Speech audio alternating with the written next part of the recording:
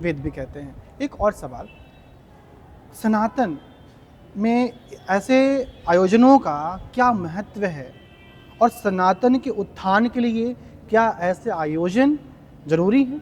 देखिए, ऐसा है कि हमारा जो सनातन धर्म है जी ये जन जन का धर्म है। इस हमारे सनातन धर्म के मूल में ही है परमार्थ, जीवों का कल्याण। जी और यहाँ आप जान लें कि लगभग इस मेले में जी जी निम्न वर्ग से लेके जो आर्थिक तरह से निम्न, शारीरिक भी जो कमज़ोर है, आर्थिक जो कमज़ोर है, उनको सबसे ज़्यादा यहाँ काम प्राप्त होता है। जी आप बांस बल्ली से, खरपतवार से, जी यहाँ आप जान लीजिए कि खेतों में जो पतवार उगती है जी जी उसके इतने पतवार की कीमत यहाँ 100 रुपया है। जी अब यहाँ कोई करोड़पति उस पतवार को खर को, उस घास को इकट्ठा करने नहीं आएगा। उसको कौन इकट्ठा करेगा? गरीब इकट्ठा करेगा। जब उसको इतने से घास का 100 रुपया प्राप्त हो रहा है, आप यहाँ घूम करके इतने यज्ञशाला बने, आप लगा लीजिए कि इतने कितने ट्रक घास लगी होगी, तो गांव के कितने गरीबों का उत्थान हुआ होगा ये बताइए। जो बांस बल्ली जो आती है किसान के यहाँ से आते हैं, जो बड़े बड़े खेतों में इसीलिए यूकेलिप्टस की बल्ली लगाते हैं कि हमारी माघ मेला में या कुंभ में हमारा कुछ कमाई हो जाएगी। जी जी जी है?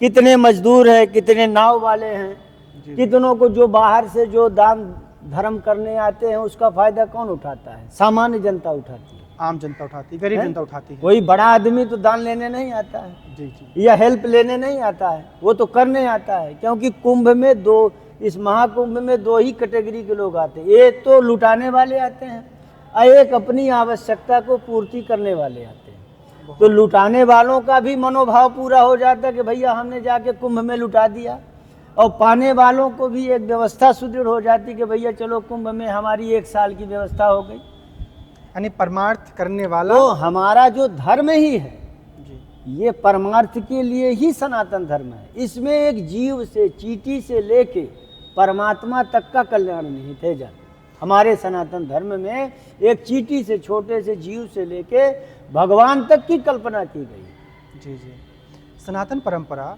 सभी धर्मों को आदर करता है, सभी धर्मों का आदर करता है, सम्मान करता है। लेकिन ऐसा क्यों देखा जाता है, कहा जाता है कि और जो धर्म हैं, चाहे वो इस्लाम हो, चाहे वो बौद्ध हो, चाहे वो क्रिश्चियंस हो, है ना, वो सनातन को टॉलरेट नहीं कर पाते। इसका एग्जांपल पाकिस्तान है, अफगानिस्तान है। पहले वहाँ भी हिंदुत्व थे, इतिहास पढ़ा जाता है तो वहाँ भी हिंदू सनातनी रहते थे, लेकिन वहाँ के सनातन बचे ही नहीं। क्यों ऐसा? नहीं, देखिए ऐसा है कि हमारे जब सनातन धर्म में पलायनवादिता आने लगी, आलस्य आने लगा, कमजोरी आने लगी, आत्मबल घटने लगा, भोग विलास की इच्छाएं बढ़ने लगी, तो हम सनातन धर्म को छोड़कर उसका विकल्प ढूंढने लगे। ये जितने भी धर्म हैं हमारे सनातन धर्म के विकल्प हैं, ना कि हमारे सनातन धर्म से अलग। धर्म एक ही है, इन सबको धर्म नहीं कहा जा सकता। पंथ है ये एक रहन सहन की शैली है। जी जैसे आप एक कसौटी में नहीं रह सकते हैं, जी जी है? तो आप अपना कुछ अपनाते गए कि हम कैसे रह लें, हम कैसे रह लें, और जो आपका रहन सहन हुआ वो धीरे धीरे एक माने आपके परंपरा में आ गया, और उससे आप 1 से 2 हुआ, 2 से 10 हुए, 10 से 100 हुए, और वो एक पूरा काफिला बन गया। और उस संस्कृति को, उस परंपरा को मानने का एक सैलाब ऊपर पड़ा, वो जनसमूह बन गया। तो फिर धर्म का अर्थ क्या कि धार्यते इति धर्म, जो हम एक्टिविटी करते हैं, जो हम व्यवहार करते हैं वही धर्म है। धर्म कोई अलग चीज नहीं है, जो हमारा व्यवहार है वही धर्म है। जैसे कहता है कि कुत्ते का भौंकना ही धर्म है, ये आदमी सामान्य भाषा में बोलता है ना। तो धर्म और कार्य माने उसका स्वभाव, तो धर्म हमारा केवल स्वभाव है जिसमें जीव स्थित है, जिसमें हमारे जो दैनिक व्यवहार है जो हम करते। तो सनातन धर्म ही एक ही धर्म था, क्योंकि सृष्टि का कर्ता एक ही है और सृष्टि का क्रम भी एक ही है। चाहे वो ईसाई हो, चाहे मुसलमान हो, चाहे बौद्ध हो, उसका जो आने जाने का एक शरीर के जो आने जाने का क्रम है वो सभी धर्मों में एक है?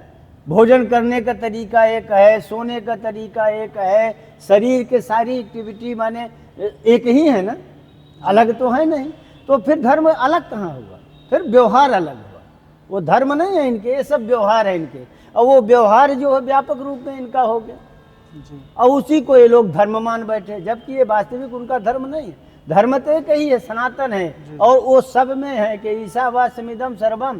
कोई हर धर्म किसी न किसी रूप में अपने एक सुपर सत्ता को मानता है, जी जी और वही मान्यता ही ईश्वर है। उसको चाहे वो कुछ भी कहे, जी जी। संज्ञा अलग अलग दे, लेकिन वो मान्यता ही ईश्वर है। यानी सनातन ये कहता है चाहे अल्लाह है, चाहे जीसस हैं, राम है, सब ईश्वर है। नहीं, सनातन ये नहीं कहता कि सब एक है। जी, सनातन ये कहता कि एक ही है, एक ही है, कोई और है ही नहीं, नाम अलग अलग है। और है ही नहीं, और हमने अपनी परिकल्पना से बना लिया।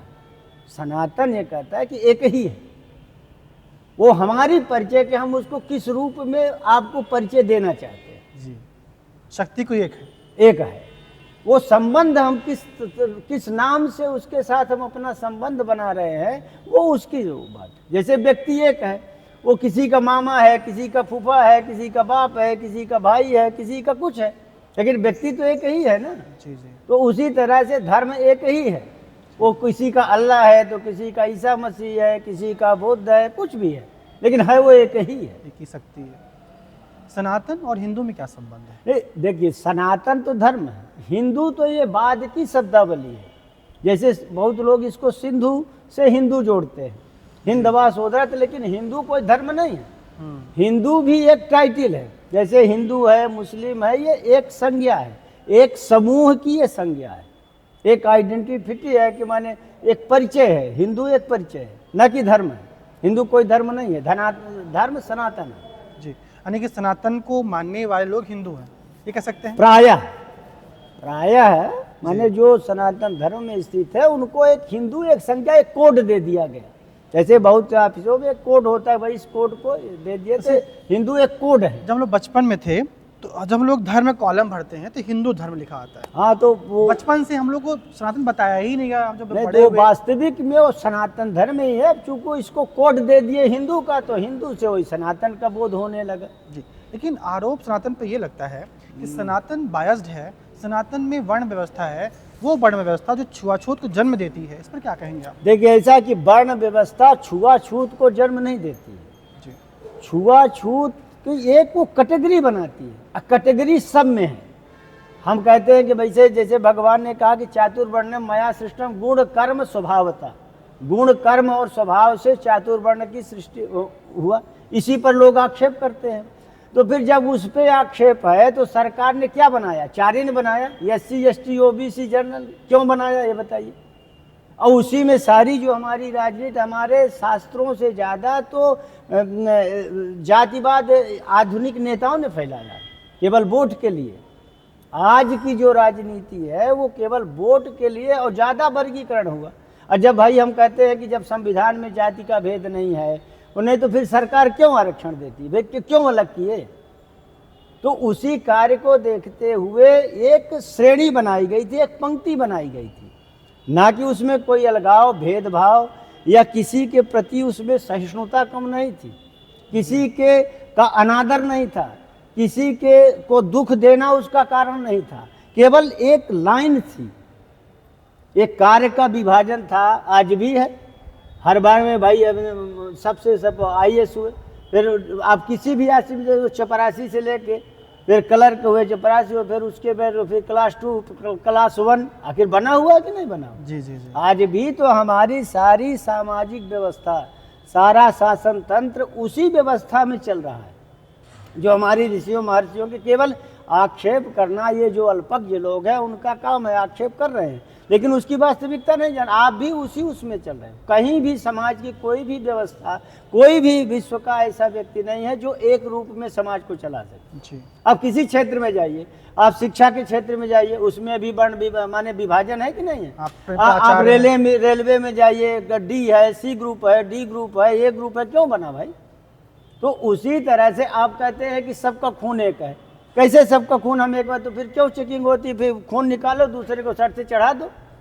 अगर एक ही है, अगर हमारे जीन्स एक ही है, वंशानुक्रम एक ही है, तो फिर उसमें जांच की क्या जरूरत है? ये बताइए। तो भिन्नता तो है ना।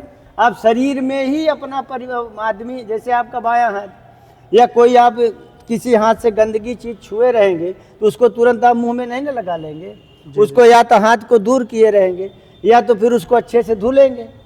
तो वही हमारे यहाँ कि भाई एक समूह बनाया गया, क्योंकि समाज में हर चीज़ की आवश्यकता है, सफाई की भी आवश्यकता है, कमाने वाले की भी आवश्यकता है, मजदूरी करने वाले की भी आवश्यकता है। तो उसको एक ग्रुप, अभी कोरोना काल में आप ये वर्ण व्यवस्था का प्रत्यक्ष उदाहरण कोरोना काल में आया। क्यों छुआछूत माने उसमें अस्पृश्यता ही मेन माना गया। कोरोना काल में न छूना ही एक उपचार माना गया कोविड का, कि नहीं माना गया? ये माना गया। क्यों माना गया? कि उसमें भाई आप जब उस समूह में हैं तो उसके बाहर सांस में जाएंगे। तो उसी तरह से छुआछूत वो उसका कारण नहीं था, तो उसकी एक अलगाव था कि अगर आप सतत खेत में काम कर रहे हो या सतत कहीं गंदी नाली में काम कर रहे हो आप, तो वहाँ के जो वायरस हैं आपसे अटैच होंगे और आप फिर मंदिर में घुस गए तो जो नहा धो करके शुद्ध हो करके मंदिर में कार्य कर रहा वो आपके वायरस वहाँ से कहाँ तक गए? मंदिर तक। उससे फिर समाज में फैल गए।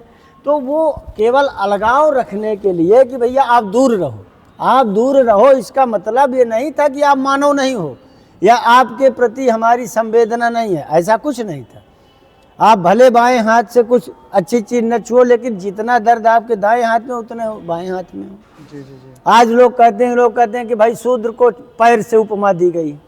तो पैर का मतलब कि वैसे चलने का पूरे आधार को आपको केंद्रित कौन करता है? पैर करता है जी। अब अभी भी आप पैर के तलुए के मुंह में नहीं लगाओगे न भोजन के समय, जबकि आप ही का पैर है।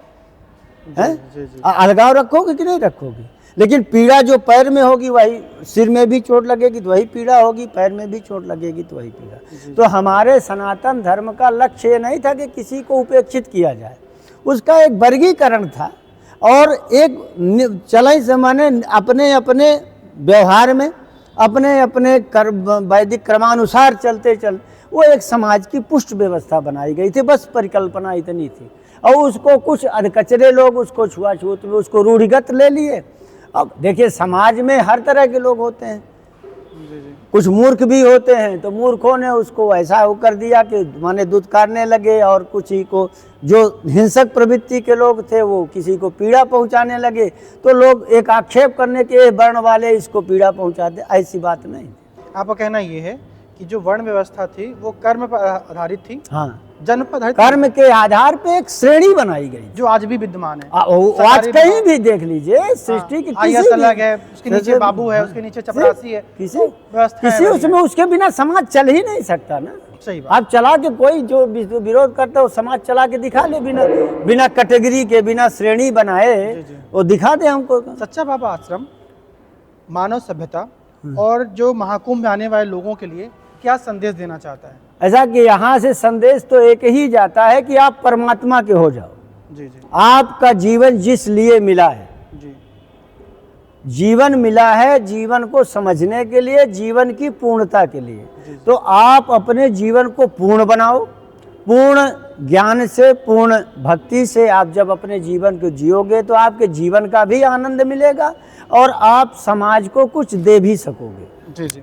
एक और सवाल, तो साधु संत हमारे आते हैं, साधु संतों जो इतने महीने भर इतनी ठंड में रहते हैं, रेत में रहते हैं, जो कल्पवासी आते हैं, ऐसे आपने भी कुछ नहीं पहन रखा, बस एक साल ओढ़ रखी है, इतनी ताकत आती कहाँ से? ऐसा है कि देखिए शरीर की एक क्षमता होती है और जैसे जैसे आप शरीर में क्षमता बढ़ाते जाएंगे किसी चीज़ का उपयोग करके या उपयोग न करके, जैसे आप विलासिता की ओर बढ़ेंगे तो वस्तु का धीरे धीरे उपयोग करेंगे तो धीरे धीरे आदत में आ जाएगी, आप उसके बिना नहीं रह सकते हो। उसी तरह से आप धीरे धीरे जब छोड़ने लगेंगे तो उसके बिना भी शरीर की स्थिति बनी रहती है। जीव का ये धर्म है कि हर क्षेत्र में हर स्थिति में वो अपने आप को केंद्रित कर लेगा। हमारे यहाँ इसीलिए डार्विनवाद कहता है कि स्ट्रगल फॉर एग्जिस्टेंस, अस्तित्व के लिए झगड़ना।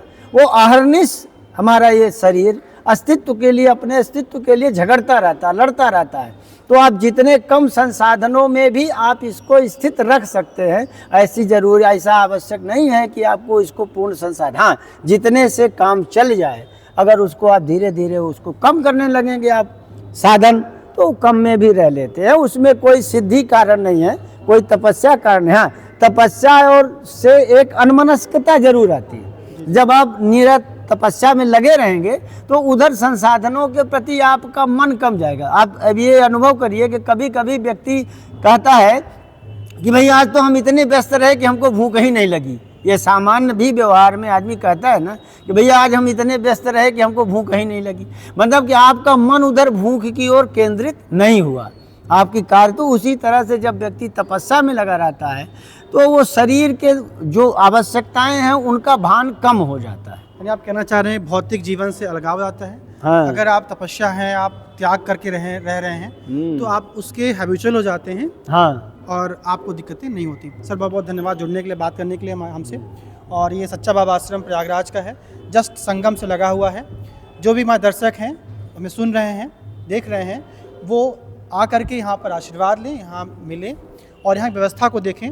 सर मैंने अभी आप जहाँ आप रह रहे हैं मैंने देखा छोटी सी आप जगह पे हो, कोई विलासता जीवन नहीं, छोटी तखत है आपके पास, इतना विशाल मंदिर, इतना विशाल कैंपस है, लेकिन आप बहुत छोटी जगह में रह रहे हैं। क्यों, ऐसा क्यों? ऐसा है कि हम अपने जीवन में कम से कम संसाधनों का उपयोग करना चाहते हैं कि हम अपने को कितने कम से कम में रह करके और एक समाज को भी संत। देखिए संत का कार्य होता है कि वो आपको मौन शिक्षा दे। आखिर आपको हमने बताया नहीं ना कि हम कम संसाधन में रहते हैं या हम ऐसे, केवल आपने देख करके ही अंदाज लगा लिया ना। इसी तरह से संत अगर मुंह से कहता है, अपने तो विलासिता में रहता है लेकिन प्रवचन लंबे लंबे करता है, तो समाज उससे शिक्षा नहीं लेगी। शिक्षा हमेशा जीवन से मिलती है। आपका जीवन देख करके कोई शिक्षा ले ले और परिवर्तन उसमें आने लगे, वही वास्तविक जीवन होता है। सनातन की सुंदरता आप देख सकते हैं। पैरों में एक धोती है, एक ऊपर शॉल है, कुछ नहीं है। मैं तो 2 पहन, तभी ठंड लग रही मुझे अभी भी।